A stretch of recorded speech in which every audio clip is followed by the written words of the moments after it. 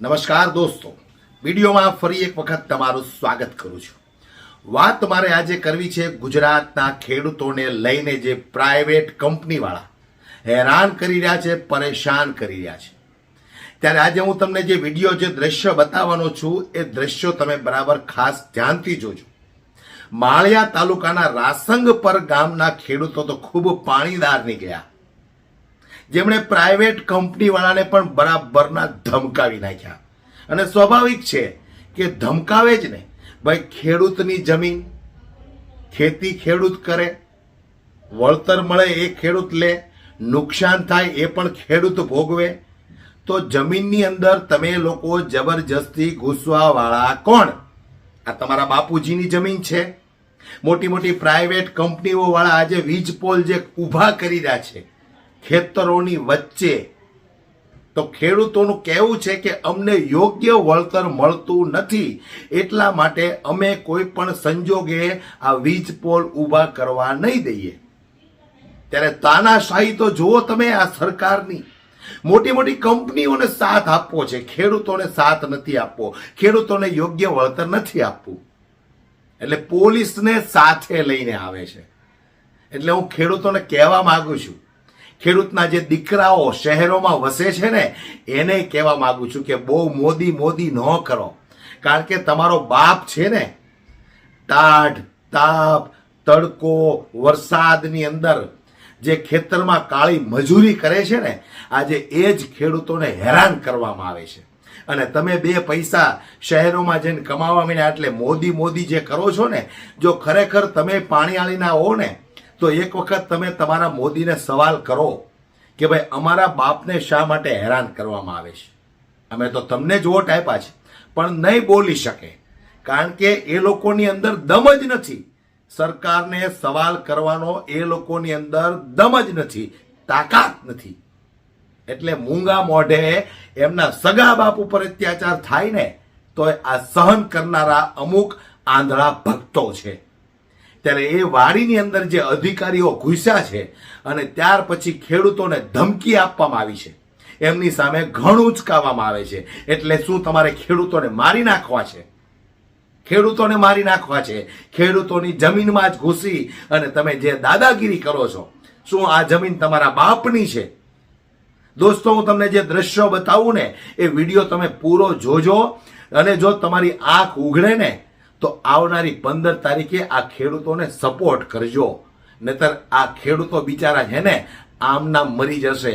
આ અન્નદાતાઓ છે, જો અન્ન ઉગાવાનું બંધ કરશે ને તો હું તમે મરી જાવ. માટે આ અન્નદાતાને બચાવી લેજો.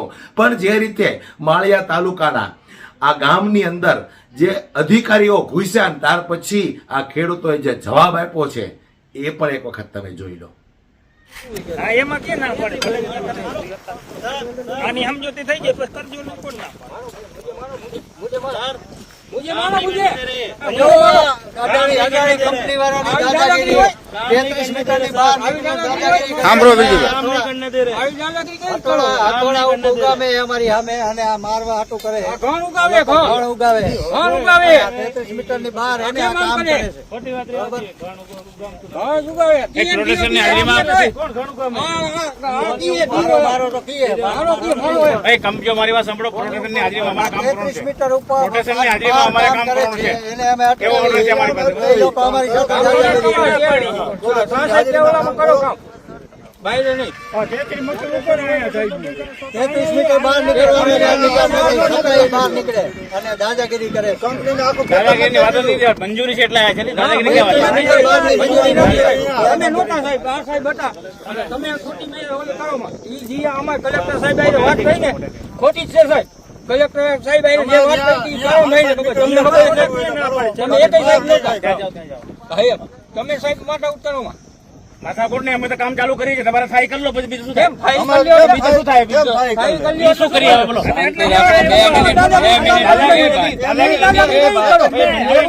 મંજૂરી બની તો જ આયા હોય ને. તમારા ખેતરમાં શું કામ આવીએ? ખેતરમાં શું કામ આવીએ? ખેતરમાં શું કામ આવીએ? તમે કામ ચાલુ કરો, તમે થાય કરી લો. ખેતરમાં શું કામ આવીએ? તો પણ હું બોલે એટલે હું કરી લો કરો હવે મરી જાવ મરી જાવ કાલ લાવો આમાંથી હાલો હાલો લીલો લીલો વાતો વાતોથી માનતા નથી, વાતો વાતોથી બતાવો ને. મીટિંગો કરી, મીટિંગો કરી, કેટલી વખત મીટિંગો કરી હવે.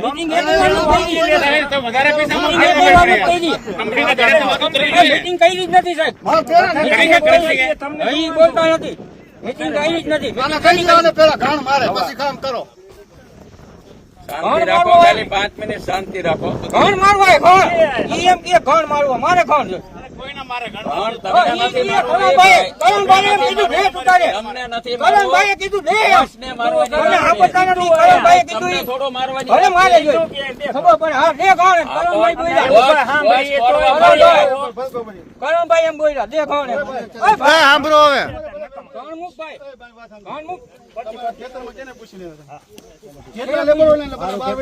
હાલો બાઈને નીકળો આ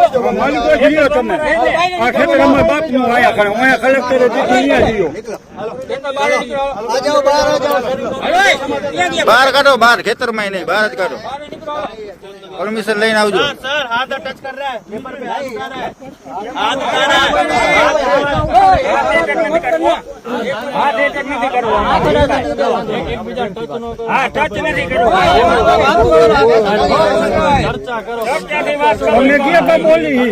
ચર્ચા થઈ ગઈ છે, બહાર કાઢો, વાંધો નહીં.